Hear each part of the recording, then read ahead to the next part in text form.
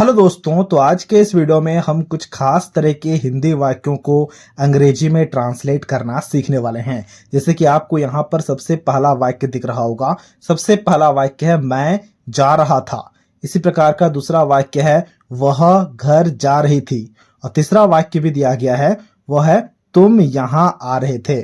तो इस तरह के वाक्यों को हम कैसे अंग्रेजी में ट्रांसलेट करेंगे, वही हम इस वीडियो में सीखने वाले हैं। तो ये वीडियो बहुत ही मजेदार वीडियो होने वाला है दोस्तों, इसीलिए इस वीडियो को एक लाइक जरूर कर देना। और कुछ इसी प्रकार के वीडियोस को देखने के लिए आप हमारे चैनल को भी सब्सक्राइब कर सकते हो। तो ट्रांसलेशन को करने से पहले हम इसके फॉर्मूला को समझ लेते हैं। मतलब जब भी रहा था, रही थी, रहे थे, कुछ इस तरह के शब्दों का प्रयोग किया जाएगा ना, तो हम किस प्रकार से ट्रांसलेशन को करते हैं, उसके लिए मैंने यहां पर एक फॉर्मूला को लिख रखा है। जरा ध्यान से देखना। देखो, सबसे पहले हमें सब्जेक्ट को लिखना है, फिर हमें वाज और वेयर को लगाना है, फिर हमें वर्ब को लिखना है और साथ साथ में आईएनजी भी लगाना है। फिर अगर ऑब्जेक्ट हो तो फिर हमें ऑब्जेक्ट को लिखना है। अब अगर आपको ये कंफ्यूजन होगा कि हम वाज कहां लगाएंगे, वेयर कहां लगाएंगे, देखो वेयर हम लगाएंगे जब हमारे पास में यू आएगा या फिर दे आएगा या फिर हमारे पास में वी आएगा, तब हम हमेशा वेयर का प्रयोग करेंगे। उसके अलावा चाहे आई हो, ही हो, सी हो, किसी व्यक्ति विशेष का नाम हो, हम हमेशा वाज का ही प्रयोग करेंगे। ठीक है, तो चलो अब हम ट्रांसलेशन को करते हैं। देखो यहां पर सबसे पहला वाक्य है मैं जा रहा था। तो सबसे पहले बताओ मैं का अंग्रेजी में मतलब क्या होता है। मैं का अंग्रेजी में मतलब होता है आई। तो हमने यहां पर आई लिखा और आई के साथ में हमेशा वाज लगता है, तो इसलिए हम यहां पर वाज लगाएंगे। क्योंकि हमारा फॉर्मूला क्या कहता है, सबसे पहले सब्जेक्ट को लिखो, फिर बोलता है वाज वेयर को लिखो, फिर वर्ब को लिखो, उसके साथ आईएनजी लगाओ, फिर अगर कोई ऑब्जेक्ट है तो ऑब्जेक्ट को लिखो। तो हमने यहां पर सब्जेक्ट लिखा आई, फिर हमने वाज लगाया, फिर हमें वर्ब को लिखना है। वर्ब क्या है, देखो वर्ब है जा, यानी कि जाना वर्ब है। तो जाना का अंग्रेजी में मतलब होता है गो। तो हमने यहाँ पर गो लिखा और गो के साथ में हमें आईएनजी भी लगाना होगा, तो इसलिए हमने यहाँ पर आईएनजी भी लगाया। आई वॉज गोइंग हो गया। अब देखो यहाँ पर कोई ऑब्जेक्ट है, कुछ भी ऑब्जेक्ट नहीं है। ऑब्जेक्ट मतलब क्या, अगर यहाँ पर लिखा गया होता मैं घर जा रहा हूं तो घर ऑब्जेक्ट होता। ऑब्जेक्ट नहीं है तो हमें यहाँ पर फुल स्टॉप दे देना है। तो आई वॉज गोइंग हो गया मैं जा रहा था का अंग्रेजी में ट्रांसलेशन। इसी प्रकार का दूसरा वाक्य हमारे पास है वह घर जा रही थी। सबसे पहले बताओ किसके बारे में बात किया जा रहा है। क्या किसी एक पुरुष के बारे में बात किया जा रहा है या फिर स्त्री के बारे में बात किया जा रहा है। स्त्री के बारे में बात किया जा रहा है, तो इसलिए यहां पर जो वह लिखा गया है उसके लिए हम यहां पर सी लिखेंगे। बात समझ पा रहे हो, बिल्कुल समझ पा रहे होगे। और अगर किसी पुरुष के बारे में बात किया था तो इस वह के जगह में हम ही लिखते। फिर हम सब्जेक्ट को लिखने के बाद क्या लिखते हैं, ना वाज या फिर वेयर लिखते हैं। तो सी के साथ में क्या लगता है, ना सी के साथ में हमेशा वाज का प्रयोग होता है। तो हमने यहाँ पर वाज लिखा, फिर हमें वर्ब को लिखना होता है। वर्ब क्या, देखो वर्ब है जा, यानी कि जाना वर्ब है। तो यहाँ पर हम जाना का अंग्रेजी में नहीं क्या होता है, गो। गो को लिखेंगे। सिर्फ और सिर्फ गो लिखने से काम नहीं चलेगा, क्योंकि यहाँ पर रही लिखा गया है, इसलिए यहाँ पर आईएनजी भी लगाएंगे। बात समझ पा रहे हो, बिल्कुल समझ पा रहे होगे। फिर देखो यहाँ पर घर लिखा गया है। घर का अंग्रेजी में मतलब क्या होता है, घर का अंग्रेजी में मतलब होता है हाउस। तो हम यहाँ पर लिखेंगे गोइंग टू हाउस, राइट। तो ये हो गया हमारा इंग्लिश में ट्रांसलेशन वह घर जा रही थी का। इसी प्रकार से हमारे पास में कुछ और वाक्य दिए गए हैं, जरा ध्यान से देखना। देखो तीसरा वाक्य है तुम यहाँ आ रहे थे।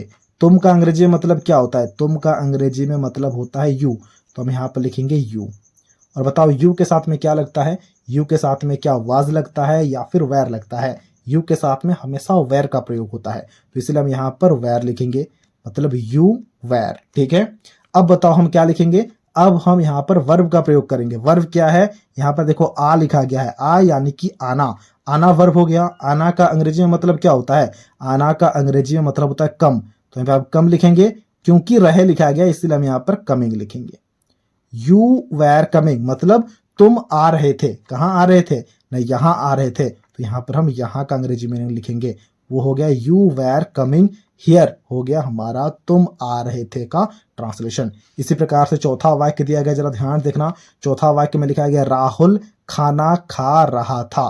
तो सबसे पहले राहुल की जगह में राहुल ही लिखेंगे, क्योंकि किसी व्यक्ति का नाम है। और अगर किसी व्यक्ति का नाम आ जाता है तो उसके साथ में भी हम हमेशा वाज शब्द का ही प्रयोग करते हैं। तो हमने यहाँ पर राहुल वाज लिखा। फिर देखो वर्ब क्या है, वर्ब है खा। खा यानी कि खाना। तो यहाँ पर हम लिखेंगे ईट, क्योंकि रहा लिखा गया इसलिए ईटिंग लिखेंगे। क्या खा रहा था, ना खाना खा रहा था, खाना का मतलब क्या होता है फूड, तो हम यहाँ पर फूड लिखेंगे। राहुल वॉज ईटिंग फूड हो गया राहुल खाना खा रहा था का अंग्रेजी में ट्रांसलेशन। इसी प्रकार से देखो पांचवा वाक्य भी हमारे पास में दिया गया है। पांचवा वाक्य में लिखा गया है आप सो रहे थे। आप का अंग्रेजी में मतलब क्या होता है, आप का अंग्रेजी में मतलब होता है यू, तो हमने यू लिखा और यू के साथ में क्या लगता है न, यू के साथ में हमेशा वेर लगता है, तो हमने यहाँ पर वेर लिखा। ठीक है, अब वर्ब क्या है देखो, सो यानी कि सोना वर्ब है, तो हम यहाँ पर सोना का अंग्रेजी में मतलब लिखेंगे जो कि होता है स्लिप। स्लिप लिखा क्योंकि यहाँ पर रहे लिखा गया है इसलिए हमें आईएनजी भी लगाना होगा। यू वेर स्लीपिंग हो गया आप सो रहे थे का अंग्रेजी में ट्रांसलेशन। तो इसी तरह का हमारे पास में छठा वाक्य दिया गया है, वो है हम लोग हंस रहे थे। हम लोग का अंग्रेजी में मतलब क्या होता है, हम लोग का अंग्रेजी में मतलब होता है वी, तो हम यहाँ पर वी लिखेंगे। वी के साथ में क्या लगता है, वाज लगता है या फिर वेर लगता है, हमेशा वेर लगता है, तो हम यहाँ पर वेर लिखेंगे, वी वेर। अब वर्ब को लिखते हैं हम, वर्ब क्या देखो यहाँ पर लिखा गया हंस, यानी कि हंसना वर्ब है, तो हंसना का अंग्रेजी में मतलब क्या होता है ना, हंसना का अंग्रेजी में मतलब होता है लाफ, क्योंकि रहे लिखा गया है इसलिए हम यहाँ पर आईएनजी भी लगाएंगे। देखो यहाँ पर कुछ भी ऑब्जेक्ट है क्या, ऑब्जेक्ट नहीं है ना, तो हम यहाँ पर फुल स्टॉप दे देंगे। वी वेर लाफिंग हो गया हम लोग हंस रहे थे का अंग्रेजी में अनुवाद। इसी प्रकार का सातवां वाक्य दिया गया है जिसे आपको खुद से ट्रांसलेट करना है। सातवां वाक्य में लिखा गया है वह नाच रहा था। नाच का मतलब क्या होता है, नाच यानी कि नाचना, नाचना का अंग्रेजी में मतलब होता है डांस, तो हमने यहाँ पर डांस लिखा क्योंकि देखो यहाँ पर रहा लिखा गया इसलिए आईएनजी लगा दिया। मैंने नाच रहा का यहाँ पर अंग्रेजी में मतलब आपको बता दिया है। अब आपको खुद से ट्रांसलेशन करना है और इसके ट्रांसलेशन को हमसे कमेंट बॉक्स में शेयर करना है। तो ये था आज का वीडियो। आई होप ये वीडियो आपको अच्छा लगा होगा। अगर आपको ये वीडियो अच्छा लगा है तो इस वीडियो को एक लाइक जरूर कर देना और कुछ इसी प्रकार के वीडियोस को देखने के लिए आप हमारे चैनल को भी सब्सक्राइब कर सकते हो।